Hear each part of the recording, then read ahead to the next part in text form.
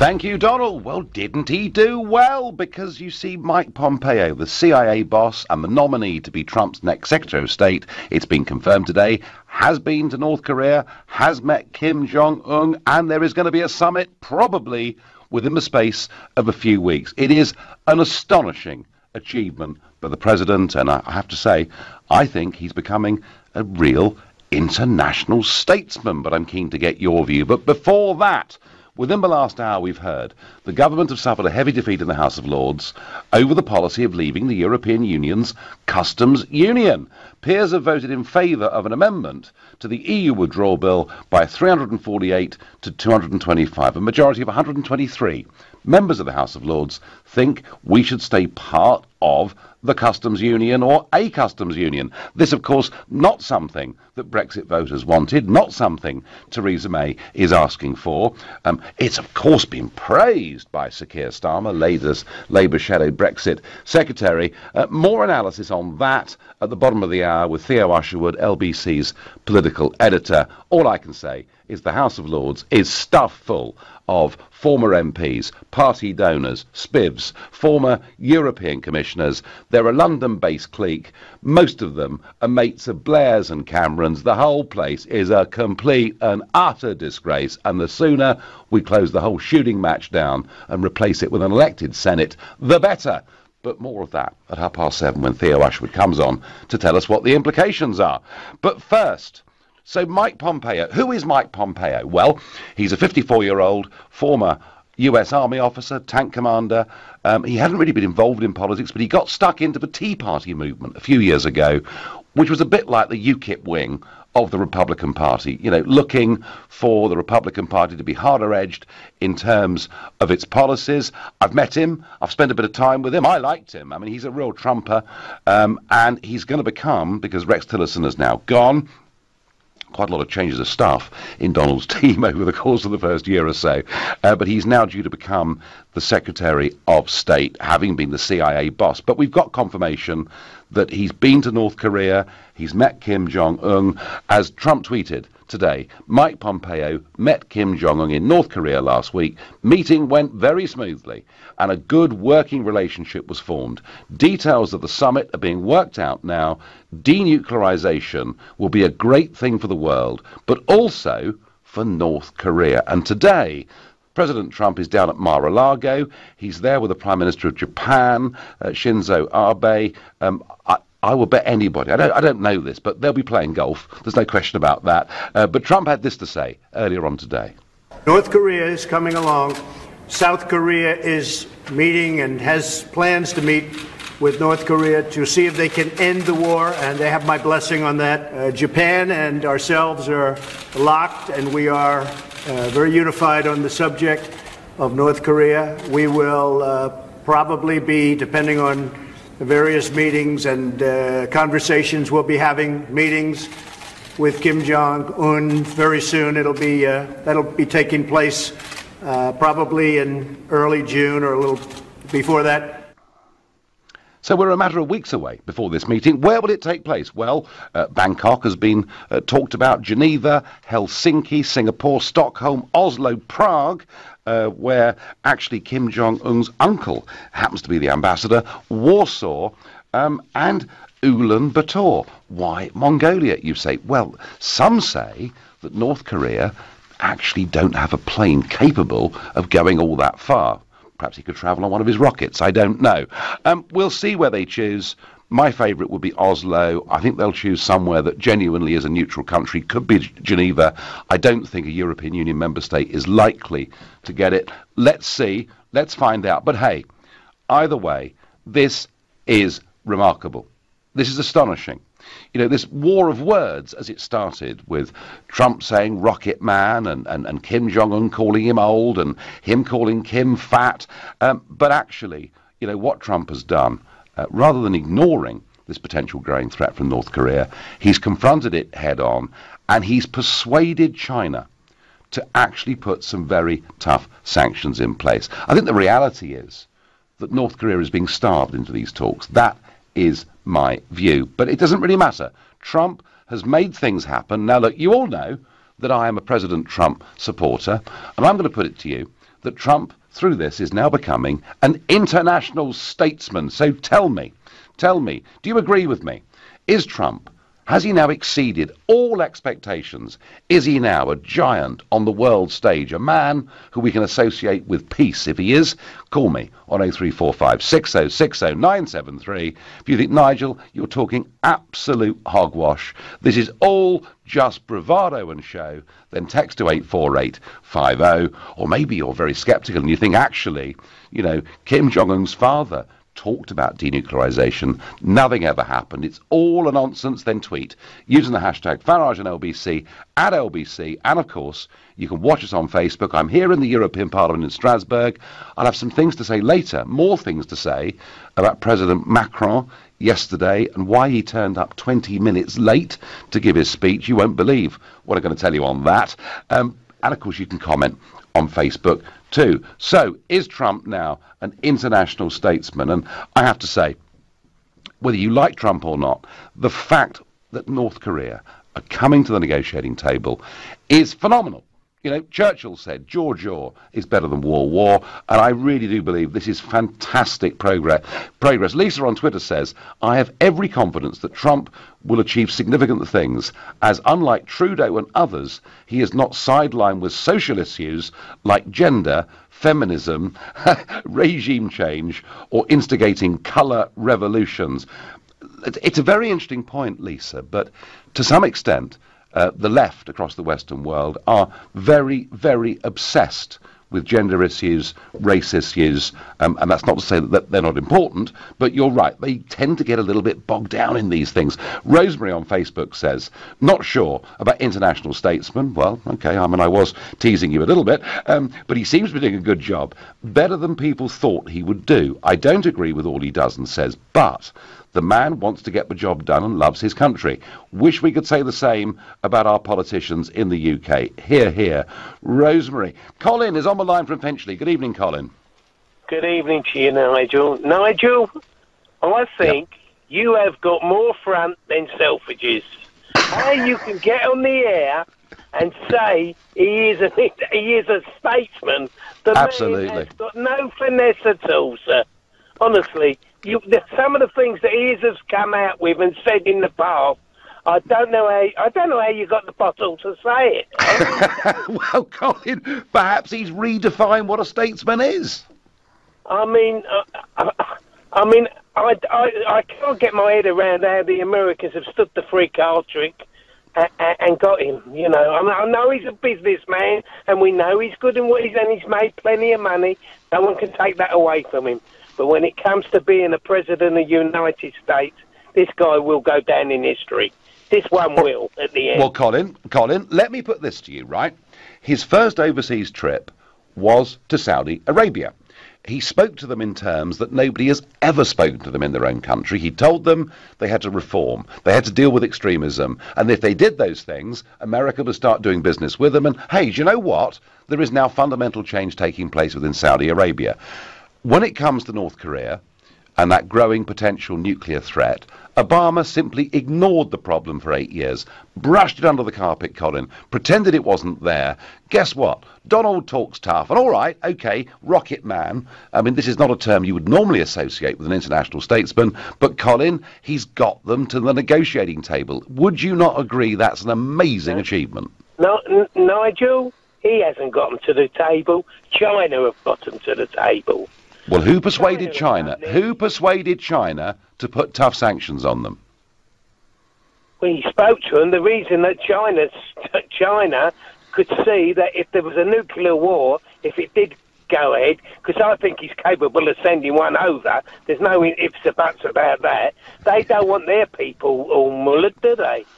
And that's what's going to happen. So, Colin, as far as you're concerned, Trump's a wrong 'un, is he? Yeah. Oh, yeah. All right, fine. I've got your point of view, Colin. Thank you. Well, Colin there disagreeing with me absolutely fundamentally and saying I've got more front than Selfridges. Michael is calling from Mansfield. Good evening, Michael. Yeah, well, I'm sorry, Nigel, but you're going to get the same as you heard from Colin there, really. I think you're a propaganda merchant, frankly. You've got very close links with Trump. You're not an honest broker on this. Trump has no morals. if you look at the Mueller investigation going on, if you look at the links with Cambridge Analytica, obviously you've got links as well. Oh, Michael, please don't give me that conspiratorial nonsense, please. The Cambridge Analytica stuff is absolute nonsense. Oh, really? Really? Yeah, really. Okay, well, really. the evidence points in the other way, then we won't get I tell you what the evidence points to, Michael. I tell you what the evidence points to, Michael. It points to the fact that Cambridge Analytica played no role in the UK referendum whatsoever. Oh, I see. Right. So Adam Bank's zero. funding has got nothing to do with it as well. Zero. So where did he get 88 million? That just kind of popped out of his pocket, even though he couldn't afford it. There was no misapproaching the data going on either at all. Can I just repeat the point, Michael? Yeah. That Cambridge Analytica played no role in the UK referendum whatsoever. Well, we will see where the investigation follows, Nigel. I think that's absolute rubbish, if I'm honest. Well, Michael, you don't know. I was there. I've got a reasonable idea, and I promise you they played no role. But anyway, we're being sidetracked on that. Look, Michael, you may not like Donald Trump. You may think, that I'm a propaganda merchant. But look, I did criticise him earlier in the week over these missile strikes in Syria. But would you, Michael, not agree, maybe reluctantly, that getting a meeting with Kim Jong-un within the space of the next few weeks is a great achievement? As your former caller said, it's not Trump's achievement. I mean, you could say China thought, hang on, we've got two nutters on the spot now, so we've got to do something. Trump, the man has no values. He has no bottom line. I mean, you've had the premier of Japan visiting the last few days. It was like a sponsorship deal or a promo video for Mar-a-Lago. This guy's making money from his job. That's illegal under the American Constitution. He doesn't need to make money, Michael. He's worth $7 billion anyway. Well, yes, but how many times has he been bankrupt? It's a few times, isn't it?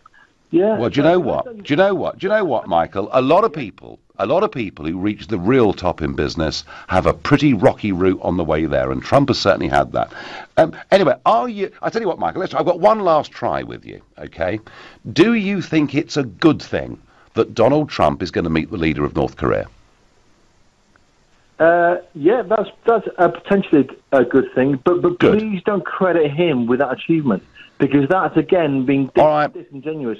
Michael, I thank you. No, Michael, I've got to move on. I thank you for the call. I have a feeling that if Trump cured cancer, people still would not be able to give him credit for it. You're listening to the Nigel Farage Show. At last the sun is shining. I thought it would never happen. Do you know, at the weekend, only 12 of the 40 horses actually completed the Grand National course. So heavy was the ground. So the sun is very welcome. And added to all of that, we've got this amazing news that Mike Pompeo, CIA boss and future Secretary of State, has been to meet the North Korean leader Kim Jong-un. And within weeks, Donald Trump is going to meet the boss of North Korea. I think it's one of the most exciting developments in international diplomacy that we've seen for many years. I believe Trump is becoming an international statesman, but so far, the callers I've had, I've been called a propagandist for Trump. I've been told I've got more front than Selfridges for saying that he's a statesman. Well, to those who disagree with me, I'm going to really upset you now. Because a few years ago, President Obama, he was not even 10 months into the presidency, and guess what? He got the Nobel Peace Prize for what he might do. Yeah, what he might do. None of it ever happened. And years later, it was said that actually the Nobel Committee said themselves they'd made a mistake in giving this award to President Obama. Well, I'm going to suggest now that actually what needs to happen is that President Trump needs to be awarded the Nobel Peace Prize for managing to get, talks going with North Korea, something that no US president has ever managed to do. I think it's fantastic. And I've been looking today at some of the rules, and as an MEP, I'm able to nominate people for the Nobel Peace Prize, and I'll be trying to get a petition of MEPs who support this idea. So for those of you who disagree with me, no doubt you'll be absolutely furious. But I'm not alone, because Arthur in Brighton, he texts and says that Donald is becoming one of my heroes. He will become one of the best ever American presidents. Chris says, I think his brand of statesmanship is unique and not to everyone's liking, but he stood up to the bully. He's getting results. Nick says, I like Trump, I like Johnson, I like the mob, I like you, Nigel. You're all unorthodox, unconventional, you break the mold and get things done. And Leonard on Facebook says, the best president in my life. He gets the job done, says what he means and means what he says. So it's not all one-way traffic. Some of you agree with me that Trump is achieving remarkable things. And I know the word statesman doesn't normally apply to Donald, given his style, but hey, things are happening. Alex in Worcester, tell me I'm wrong. To be honest, Nigel, I wasn't the biggest fan of Donald Trump whatsoever. But after hearing this news today, I think I look back at history and he reminds me of Ronald Reagan when he used to say, you negotiate from a position of strength. And I think that they're actually now taking him very seriously on the international stage, far more so than Obama, which you mentioned previously, and even if it would have been heaven for the likes of Clinton. But on a bigger picture, I think today will, with most people, resonate as in the British public, ones like I, who were not his fans. But if he can pull this off, I think he would have turned it around. That's a big thing to do in the British public, I think. I think your comparison, Alex, with Reagan is very interesting, because Ronnie was considered to be lazy, stupid, thick, useless. And then, when he spoke on foreign affairs, hawkish and dangerous. And some might remember the off-mic comment that he made, let's bomb Russia. It was supposed to be a joke, but it was taken to be the way Reagan felt about it. And yet, through strength, through that Reykjavik summit, actually, Reagan won the Cold War against the Soviet Union, and it led directly to the Berlin Wall coming down and to tens of millions of people getting democracy, freedom and peace. Remember Reagan in Berlin, Mr. Gorbachev, tear down this wall. Now, we're nowhere near, Alex, that yet with Trump and North Korea, but I think you're right. I think a lot of people who instinctively didn't think Trump was the right guy to be president, didn't like his style, found him too abrasive, found him, well, frankly, to be too much like a New Yorker. I mean, you get to New York, it's full of people like that. At least that's my experience. But Alex, it's a great start, isn't it? Most certainly so. And I think, as I said, people are looking at him now and saying, this is the man that we can do business with. And I think that's the key difference. And that's what Margaret Thatcher said when she met Gorbachev. And I think that's what, the likes of Kim Jong-un are saying now when they meet him. It's the caliber of the person. And he's the kind of bloke that if he says something, I think actually he might just do it. And I hope the signals on a more bigger prospect to the UK citizens that if you're in business, come forward into politics. So we've got something good to vote for once. Well, can you imagine that, Alex? Can you imagine if we had politicians running the country who'd actually had jobs in the real world before going into politics, rather than coming straight in from Oxford with a degree in PPE? Wouldn't that be great? It would be amazing. Fingers crossed, Nigel. Absolutely. Alex, thank you very much indeed. Mary says, you can't sell Trump to Britain the way you did Brexit. No point trying. Back to the drawing board, Nigel. I tell you what, Mary, I think you're right, actually. It is difficult to sell Donald Trump to Britain. I accept that. I do keep trying. And by the way, I do criticise him when I disagree with what he does. I think, Mary, Trump will sell himself to Britain. And if he pulls off some kind of denuclearization deal with North Korea, then he'll be a hero, not just for me, but for tens of millions of people all over the world. Marion disagrees. Trump is a con man, and I'm beginning to think you are too. Thank you, Marion. That's very, very sweet of you. Let's go to George in Hammersmith. Hi, George. Hi, Nigel. I think what you just said about Obama really sort of sums up why there's so much hype around Trump and sort of why it's so too soon for that, really, is Obama did get awarded the Nobel Peace Prize too early before any achievements happened. And I think it's the same with Trump, is he hasn't actually achieved anything yet in North Korea. I'd say he maybe made a faux pas with sending Mike Pompeo, being such a high-profile person in the administration. And I just don't think you can really sell it as a Trump victory yet. It's just not even that. Well, the point I was making, George, was the fact that a meeting is going to happen within the next few weeks means that Trump has achieved far more than Obama ever did, and yet Obama was seen to be nice and good and lovely and cuddly and wonderful, and Obama got the Peace Prize for what he might do in the future, and I mean that frankly was that frankly was ridiculous. I tell you what, once this meeting's over, I will try and collect some signatures, and let's see how the Nobel Peace Prize Committee respond to a Trump nomination compared to an Obama one. But even so, regardless of the Nobel Peace Committee, I think with Trump, he's, as you said, with Reagan, it's come from a position of strength, but Trump's done the opposite. Is the bargaining chip he has is you're the American president, you're the most powerful person in the world. So the invitation to meet you needs to come with preconditions. He hasn't done that. He's come from a position of meeting without any guarantees in North Korea. Yes. So he's backed himself in a corner from that position. So from that, George, all I was doing is actually coming from actual naivety. All I was doing, George, was drawing, really, an illustration of people's prejudice. Because there are so many people that see, oh, someone's good, someone's bad. Obama's good, Trump's bad. Actually, Obama's achievements in foreign policy already massively outweigh anything Obama ever did. But I get the point, George. I really, really do. John says, Obama getting a Nobel Peace Prize. What a joke. I hope they put him at the back of the queue when he received it. I like that. Steve says, an international statesman, question mark. What a joke, Nigel. The man has no diplomacy, no class. It'll be his way and nothing else. He's treating his presidency like a game show. Steve, a lot of people in America have said that to me. But you know what? Long as it works, who cares?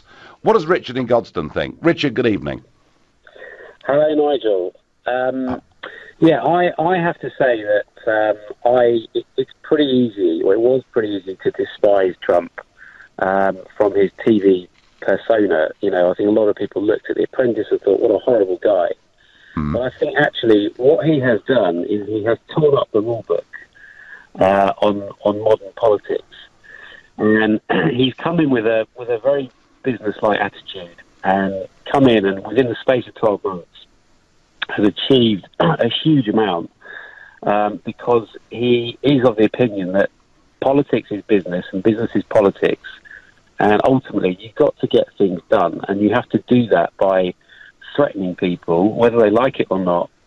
You threaten them with things that they don't like, or you offer them things they do like, and that is why he's been such a divisive figure, because people like Obama and Cameron and all these politicians that come off straight off a factory line, they are so neutral. I agree. They're all vanilla, aren't they? Really? Absolutely. I'm like you, Nigel. I mean, I was a Remainer, and I still am. However, I hugely respect the way you presented the Brexit case, and I think people bought into you because you gave an opinion and people knew what you stood for, and it's the same with Trump. And I think if politicians learn to just, speak up about what they actually believe, we would have a much better society than we do now. Richard, thank you. Kind words. Thank you very much indeed. And somebody else there saying, wasn't too keen on McDonnell, but hey, he's beginning to deliver. As CIA boss goes to Pyongyang and shakes the hand of Kim Jong-un, brokering a meeting between Kim and President Trump within the next few weeks, I'm saying to you that I believe Trump has now become an international statesman. I'm asking whether you agree with me. But before we get back to that, I've got to go to LBC's political editor, Theo Usherwood, because things are happening in the House of Lords today. Theo, hello. A big, heavy defeat for Theresa May in the House of Lords. Good evening, Nigel. Yes, it was bad news for the government. Lord Adonis, Lord Kerr, who of course authored Article 50, put down an amendment to the EU withdrawal bill asking the government to explore options to remain within the customs union. That particular bit of detail is important because this wasn't about keeping Britain within the customs union, it was simply to explore options. And the Brexit department has been very keen to point that out. Having said that, the government lost really heavy defeat, 348 plays 225 on the amendment. 24 Conservative peers included within that number, people like Lord Lansley, the former Health Secretary, Lord Deben, the former Environment Secretary, a.k.a. John Gummer. And get this, you'll really like this fact, if ever you want, for those who have got suspicions that this is all about the establishment, every single one of the living cabinet secretaries voted for the amendments. Yeah, so, surprise, former cabinet secretaries, they all voted for the amendments. So I'm sure that many of your listeners will feel, another stitch up. But of course, in itself, Nigel, this vote is not important. The trick is or the key bit is, will it give power to the elbow, people like Anna Soubry, Dominic Grieve, Ken Clarke, who might be tempted to, when the bill comes back at the end of May, to actually uphold one of these amendments, and indeed when it goes to a later stage, committee stage, in the House of Lords, there could be something much more substantive about keeping Britain within the customs union. And there are more votes to come tonight, I believe, Theo. Yeah, more votes to come tonight, and that's the crucial thing. This is about sending a message from the House of Lords. The key bit is, do MPs, Remain Tory MPs, pick up the baton, now feel they've been emboldened, link up with Sir Keir Starmer, Chukwuemeka, the SNP and the Liberal Democrats, and actually uphold one of these amendments, tying the hands of Theresa May and, in effect, signing Britain up to a really soft Brexit. That's why this vote's important. Does that actually materialise into something substantial? I'm quite sure that Brexit voters will be viewing the House of Lords tonight, and the former cabinet secretaries and of course the former European commissioners with total and utter contempt. I want the whole thing abolished. How many defeats do you reckon they can get over the course of the next couple of days, the government? It could run, we could be talking half a dozen or so. But the key thing is what happens when the bill comes back to the House of Commons. Do Conservative MPs say, well, look, actually, it's really important to give Theresa May an open hand. It's really important that when we're entering this final, if you like, furlong of the negotiations, setting up that trade deal, that we don't try and put the stoppers on Brexit. We acknowledge that we're coming out of the customs union and the single market as part of that deal. But of course, the risk from Leaver's point of view is actually they think this is a real opportunity. We've got the chance here to keep Britain within the customs union. There's something substantial comes down the tracks in terms of that. It's not just about exploring options. Actually, it means keeping Britain in the customs union. That happens, and then of course the whole concept of leaving the European Union lock, stock and barrel becomes obsolete. Well, it's not what we voted for, Theo. Thank you very much indeed. That was Theo Usherwood reporting on the House of Lords, as ever, standing up for the European project. Now, of course, one of the big rows this week in the Commons and through the country has been the Windrush scandal. Clearly, some sort of extraordinary mess-up that's happened within the Home Office. And Jeremy Corbyn was firing off on this today during Prime Minister's questions. Let's listen to him. Yesterday we learnt that in 2010 the Home Office destroyed landing cards for a generation of Commonwealth citizens, and so have told people we can't find you in our system. Did the Prime Minister, the then Home Secretary, sign off that decision? Prime Minister. No, the decision to destroy the landing cards was taken in 2009 under a Labour government.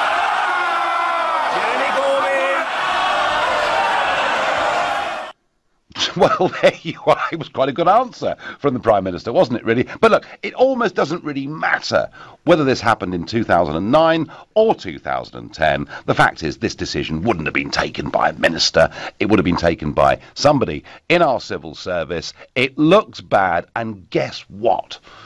Guy Verhofstadt in the European Parliament picked up on it today in Strasbourg. This is what he said. We need still to have the citizens' rights completed, because certainly after the Windrush scandal in Britain, we want to be sure that the same is not happening to our European citizens, and that there is no bureaucratic nightmare there. So we will organise, President, with the Home Office on the 24th of April, next week, a special session with the Home Office of 5 of the committees. So you see, what will happen now is that the European Union will demand, continued scrutiny over how the UK deals with foreign nationals through the European Court of Justice. So we shot ourselves in the foot. Back to the Donald, back to Mike Pompeo going to Pyongyang, back to this big meeting, and to me saying to you, I think Trump's becoming an international statesman. Well, let's go to California. Let's go to Tina in Highland, California. Good afternoon, I guess it is there, isn't it? It's still morning, Nigel. It'll be afternoon soon, but it's still of course, it's still morning. And you're a new caller to the show, and you're very welcome, Tina. So tell me, How's the president doing? I think he's doing fine. I think he's doing great. He's done everything so far that he said he was going to do.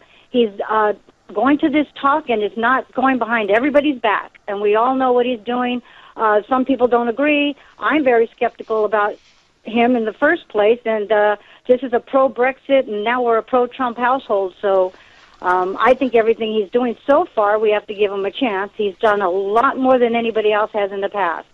Now, I've slightly been teasing people tonight because I've been saying, you know, that he's now an international statesman, and I've been a little bit provocative in using that word. But actually, surely we judge people not on their demeanour, not on their manner. We judge them on what they achieve. But you're in California, which was a big pro-Hillary state, you know, big majority of voters there went for her. Do you see any signs in California of attitudes softening towards Trump, or do they still feel he's just the wrong guy from New York? Oh, no, they still feel he's the wrong guy. Everybody, I mean, our family got into a big heated argument over this, and we're still not talking. So it's still, they're not going to soften up to him at all. No, I have to say, a couple of times I've been to California since he was elected, and, you know, if you say quite loudly in a restaurant you're a Trump supporter, you know, you might be told the main course isn't coming. So it's pretty difficult. Tina, keep the faith, but don't tell everybody that you're pro-Brexit and pro-Trump, because I think it's even tougher in California, actually, than it is in London. And thank you very much for listening, taking part, and for calling. Lee in Aberystwyth says, Trump is employing the madman theory to have your opponent believe that you are so unstable and so unpredictable that they will give in to your demands. Nixon used it, and his foreign policy is seen as the most successful part of his ill-fated presidency. It's all in Trump's book, The Art of the Deal. He's a genius. Lee, I have to say, just once or twice in this presidency, I've watched him do things, and I thought, I wonder why he's doing that. And then he comes out smelling of roses. He is a lot cleverer than anyone gives him credit for. He is always playing a game of chess. He is always thinking 2 moves ahead. He's a hell of a lot smarter than most of those people in Washington, D.C. Philip is calling from Farnham. Good evening, Philip. Good evening, Nigel. How are you? I'm well. So is Trump a statesman? No, he's not a statesman. I'm amazed that you're... I mean, I understand now that you're teasing us slightly. I'm teasing you. Of course I'm teasing you. Well, you know, in honesty, I genuinely agree with you. I agree with you on Brexit. I commend you for your efforts. I think it never would have happened without that sort of drive. And I hope it all resolves itself at some point in the near future. But on the Trump aspect, I lived in the States for 12 years. Part of the reason I returned was because he was looming on the horizon.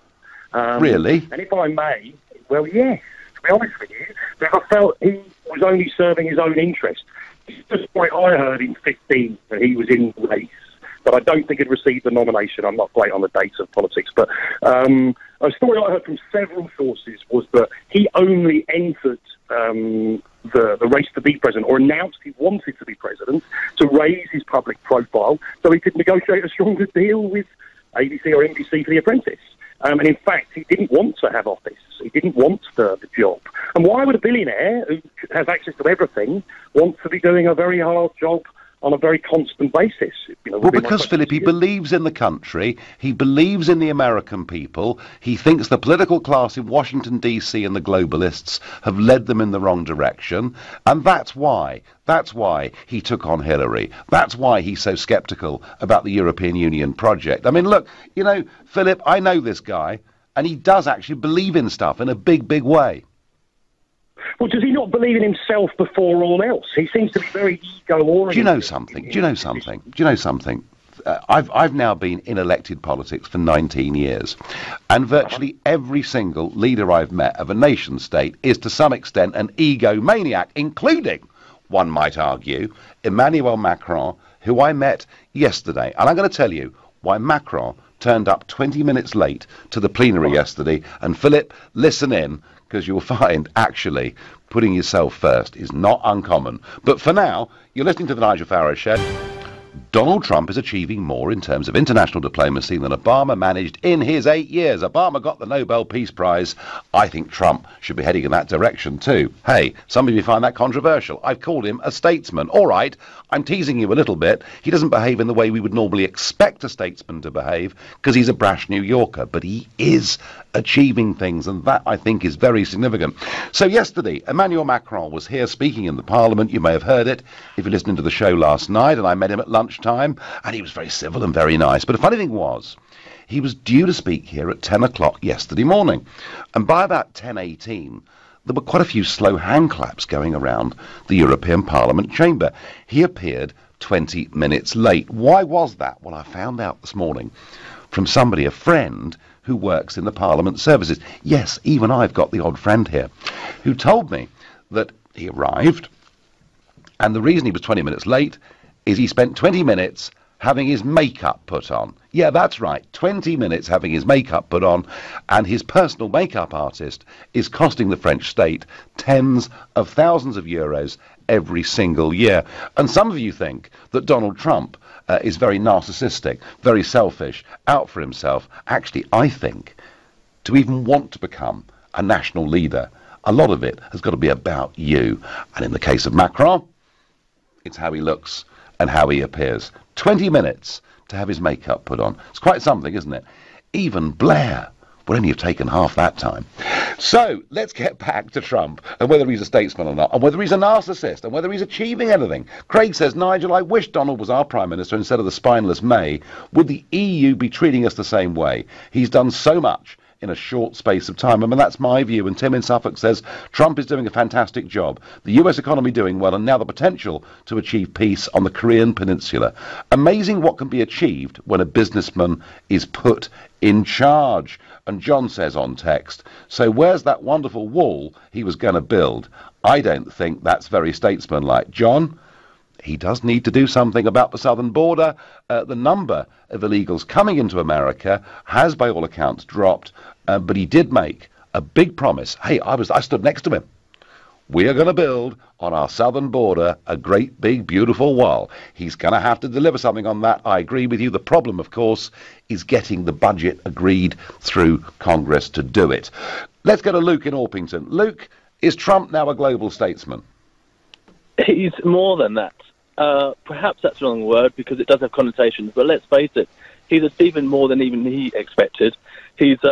I think he's finding himself with more time to do more stuff, which is really great, and it's helping people. I mean, look, he brought in tax cuts, which is making lots of people lots of money, saving lots of money. He brought in the Supreme Court. He sorted that out, didn't he? Which obviously brought in lots of different laws, like pro-life and things. He rolled back the regulations. What else did he do? The travel ban, which was a temporary thing. I know that caused some things, but at least it said, look, borders are ours. Now we'll sort out who comes in, which is fair enough. That's what Brexit is too. Jerusalem, what a great move. That was obviously well overdue by a few thousand years.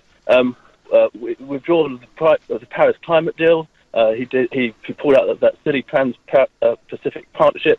You are a real Trumpite, aren't you, Luke? Well, I mean, it's obvious. You've got to be in denial. Listen, I'm not saying he's the best person to perhaps go for a meal with. Maybe he's. I mean, you've met him yourself. Well, Luke, I've been for a meal with him. He's great fun to go for a meal with. I mean, I meant from a more, more in terms of perhaps he's a bit sort of out there and so on, But Obama was a better family man in terms of examples, for example. But look, this isn't a personality contest. This is who's a great leader, someone who stands by the convictions, like yourself. And at the end of the day, I think. We've got to. You've been denied, and of course, he's standing up to the globalists, which is a huge, massive thing, which a lot of people, are in denial about. And well said yourself, by the way, on Infowars. It's exactly right. Well, there we are, Mark. Luke, tell me, what has he got wrong? Okay, maybe he doesn't show enough respect to the opposite sex. Maybe he doesn't. His equality is a little bit. He's not perfect. He's got lots of issues, no doubt. But at the end of the day, when it comes to being a president, you need bullet points, and then you let the people below that deal with the finer things. He's getting China, he's sorting them out, he's sorting North Korea. And, to be honest, we do need his support, I would say, with Brexit. That would be the next great thing. If he could just stand up to the Europeans, to the globalists who think they can rule the roost, finally, you know, Luke, I'd love to see him turn up in Brussels with Theresa May and give us a hand with Brexit. He put the fear of God into them. Luke, I thank you for your call, and Luke, they're a big pro-Trump supporter. Peter in Bury says, I think Trump has finally arrived on the world stage. He is the Churchill of the US, even though he might have a few trigger-happy nutters around him. You mean neocons, don't you? Caroline says, Trump can read people. He's excellent at it. Just watch some episodes of his show, Celebrity Apprentice.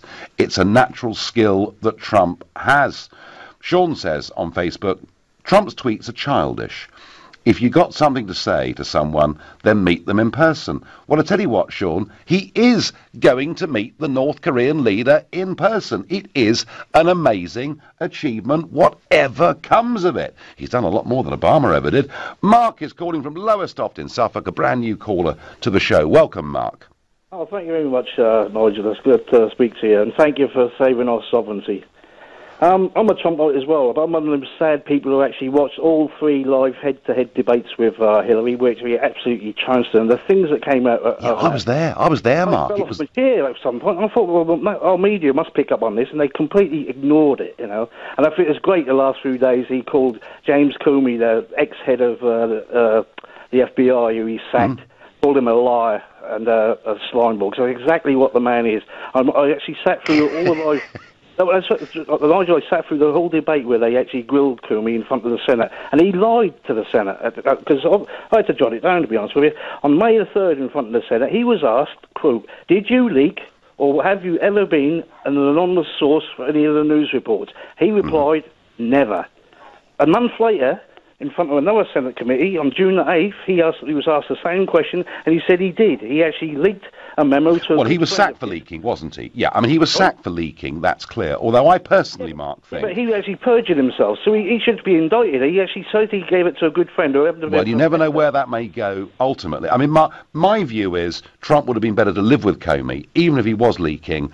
I think sacking Comey was a huge mistake. I think sacking Comey has led to the Mueller inquiry. But the point, Mark, is that people aren't used to an American president using words like slimeball. They find that quite difficult to swallow. In the case of Comey, it's true, because like I say, he listened to his friend, the professor, who then leaked it to the Washington Post, you know, which is all highly illegal. It may be true, Mark, it may be true, but people find it. I don't. You don't. But people find it hard to take Trump seriously, Nigel, given some of the language that he uses. Nigel, it's not maybe true, it's true. It's what he testified in front of Congress. He said he leaked it to his professor friend at the Columbia University, who then leaked it. So this is top secret material. This is illegal. And he leaks it to the Washington Post. That's where the leaks were coming from. All right. Is Trump a statesman, Mark? And if you really think back a month when this all falls, and what's been sad about it is he's been forced into to this Syria thing by the deep state. That's obvious. He's had both hands tied behind his back for well over a year with this Russia-Trump collusion rubbish,